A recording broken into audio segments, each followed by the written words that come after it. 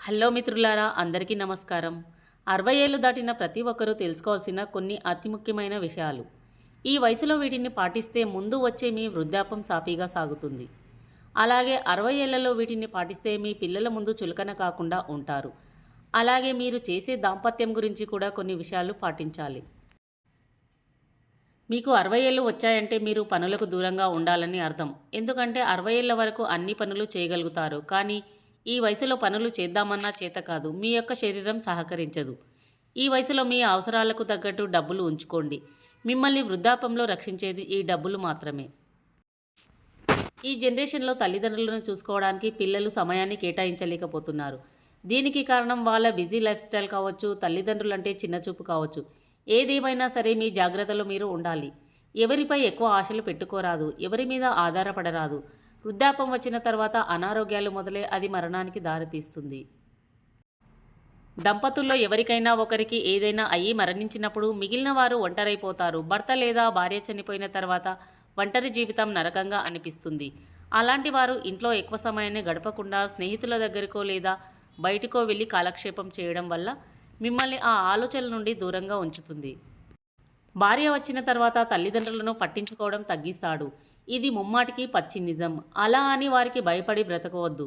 మీరు పెంచి పెద్ద చేస్తేనే వాళ్ళు ఇంతటి వాళ్ళు అయ్యారు. మీకు గౌరవం ఇవ్వని వాళ్ళ దగ్గర తలదించుకొని బ్రతకవద్దు.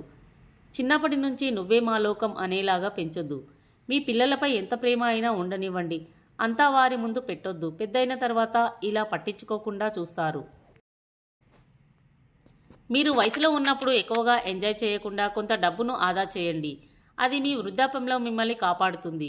అంతేకాకుండా మీ గౌరవాన్ని నిలబెడుతుంది. కొందరు వయసులో ఉన్నప్పుడు కొడుకుల ధైర్యం చూసుకొని అల్లుళ్లను లోకువగా చూస్తుంటారు. వయసు మీద పడ్డ తర్వాత కొడుకులు పట్టించుకోకపోతే అల్లుడు చేరదీయవచ్చు. కాబట్టి మన టైం బాగుంది కదా అని ఎవరినీ చులకనగా చూడరాదు. మీ దగ్గర డబ్బులు ఉంటేనే ఎవరైనా మిమ్మల్ని చేరదీస్తారు. మీ చేతిలో చిల్లిగవ్వ కూడా లేనప్పుడు మీ ముఖం కూడా ఎవరు చూడరు. కాబట్టి గుర్తుంచుకోండి, డబ్బుకు మాత్రమే విలువ ఉంది, మనిషికి కాదు. ఈ నగ్న సత్యాన్ని అందరూ గుర్తించాలి. వృద్ధాప్యం సాఫీగా సాగాలన్నా, సంతోషమైన జీవితాన్ని గడపాలన్నా ప్రతి ఒక్కరూ ఈ నియమాలను తప్పకుండా పాటించాలి. యుక్త వయసులో ఉన్నప్పుడు ఇలాంటి కొన్ని నియమాలను పాటించడం వల్ల మీ వృద్ధాప్యానికి ఎలాంటి లోటు ఉండకుండా మీ శేష జీవితం గడిచిపోతుంది. ఇలాంటి నియమాలు పాటించడం వల్ల మీ వృద్ధాప్యం మంచిగా ఉంటుందో తెలుసుకుందాం. వృద్ధాప్యం వచ్చేసరికి ప్రతి ఒక్కరూ ఒక సొంత ఇంటిని కట్టుకోండి. అది చిన్నదైనా సరే, పెద్దదైనా సరే. మీరు చనిపోయినప్పుడు పరాయి ఇళ్లలో దిక్కులేని వారిలా, అనాథలా మీ మరణం ఉండకుండా ఉంటుంది. మీ భాగస్వామిని వీలైనంత వరకు సంతోషపెట్టండి.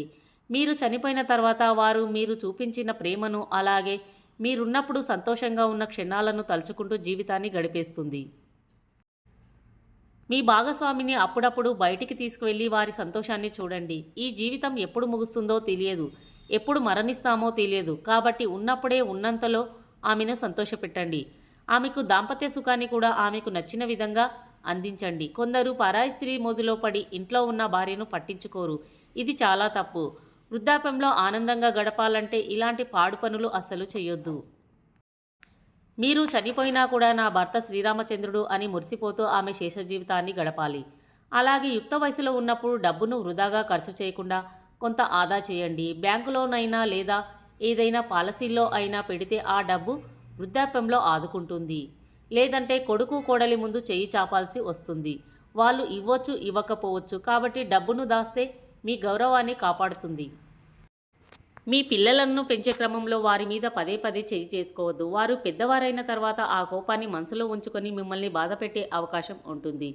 చిన్నతనంలో కొట్టినా తిట్టినా పడతారు. కానీ ఒక వయసుకు వచ్చాక వాళ్ళు ఇలాంటివి సహించరు. మందలించి నిదానంగా నచ్చజెప్పుకోవాలి. వృద్ధాప్యంలో కొడుకు కోడలిపై అస్సలు ఆధారపడరాదు. ఈ కాలంలో కొడుకులు మొత్తం తమ భార్యల మాటలు విని తల్లిదండ్రులను అస్సలు పట్టించుకోవడం లేదు. ఇలా అందరూ చేయకపోయినా కొందరు మాత్రం ఇలానే చేస్తున్నారు. పక్కింటి వారితో, ఎదురింటి వారితో గొడవలు పడకండి. అలాగే బంధువులతో, స్నేహితులతో వీలైనంత వరకు మంచిగా ఉండండి. అది మీ వృద్ధాప్యానికి చాలా సహాయపడుతుంది. మీకు ఏదైనా అనారోగ్యం వస్తే వెంటనే చూయించుకోండి. లేదంటే అది పెరిగి పెరిగి పెద్ద మానులాగా మారి మీ మరణానికి దారితీస్తుంది. ప్రతిరోజు వ్యాయామం అలవాటు చేసుకోండి. ఈ మంచి అలవాటు మీరు అనారోగ్యం పాలు కాకుండా చేస్తుంది. మీ భార్యను చులకన చేసి మాట్లాడకండి. ఆమె మనసును నొప్పించకండి. ఎవ్వరు ఉన్నా లేకున్నా ఉండవచ్చు, కానీ మీ భార్య స్థానాన్ని ఎవ్వరూ భర్తీ చేయలేరు. భార్యకు భర్త, భర్తకు భార్య ఒకరికి ఒకరు అర్థం చేసుకొని ఉంటేనే జీవితం సాఫీగా సాగుతుంది. ఉన్నప్పుడు వారి విలువ అస్సలు తెలియదు, పోయాక తెలిస్తే ప్రయోజనం ఉండదు. కాబట్టి మీరు ఇలాంటి కొన్ని నియమాలను పాటించి మీ వృద్ధాప్యాన్ని మంచిగా ఎంజాయ్ చేయండి. ఒక ప్లాన్ లాగా చేసుకొని జీవితాన్ని గడపండి. అప్పుడే రాబోయే వృద్ధాప్యంలో మీరు ఎంజాయ్గా ఉంటారు. జీవితాన్ని ఎలా పడితే అలా గడిపేస్తే అర్థం లేని జీవితంగా మారి బ్రతుకు నరకంగా మారుతుంది. కాబట్టి జీవితానికి ముందు చూపు చాలా అవసరం. మిత్రులారా, ఈ వీడియో ఎలా అనిపించిందో ప్లీజ్ కామెంట్లో షేర్ చేయండి. అలాగే వీడియోకు ఒక లైక్ చేసి కొత్త వారైతే ఇలాంటి మరెన్నో వీడియోల కోసం మా ఛానల్ని సబ్స్క్రైబ్ చేయండి. ధన్యవాదములు.